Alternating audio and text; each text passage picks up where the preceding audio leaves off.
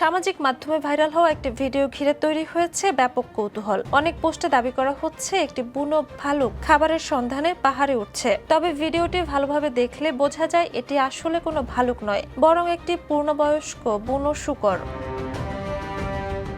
ভিডিওতে দেখা গেছে প্রবল স্রোতের একটি পাহাড়ি ঝর্ণার মধ্যে প্রাণপণ লড়াই করছে প্রাণীটি। কাছাকাছি ভেজা পাথরের উপর দাঁড়িয়ে রয়েছে কয়েকটি শাবক। বারবার স্রোতের বিপরীতে এগিয়ে যাওয়ার চেষ্টা করছে বুনো শূকরটি, যেন শাবকদের নিরাপদে পথ পার করাতে চাইছে। ঘটনাটি ঠিক কোথায় ধারণ করা হয়েছে তা নিশ্চিত নয়, তবে বিভিন্ন সূত্রের তথ্য অনুযায়ী এটি চীনের গুঝো প্রদেশের কোনো পাহাড়ি বনাঞ্চলের ঝর্ণায় ধারণ করা হয়ে থাকতে পারে, যদিও নির্দিষ্ট স্থান সম্পর্কে নিশ্চিত তথ্য পাওয়া যায়নি।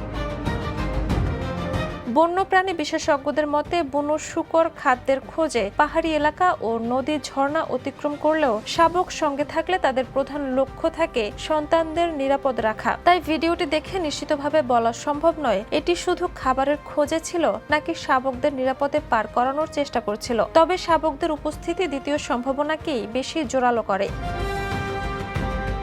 ভিডিওটি ছড়িয়ে পড়ার পর নেটিজেনরা প্রাণীটির সাহস ও মাতৃসুলভ আচরণের প্রশংসা করেছেন। অনেকেই বলছেন সন্তানদের নিরাপত্তার প্রশ্নে মানুষ আর প্রাণীর মধ্যে পার্থক্য খুব একটা নেই।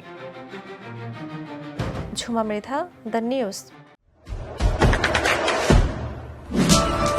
দেশে দেশে সবার সাথে দ্য নিউজ।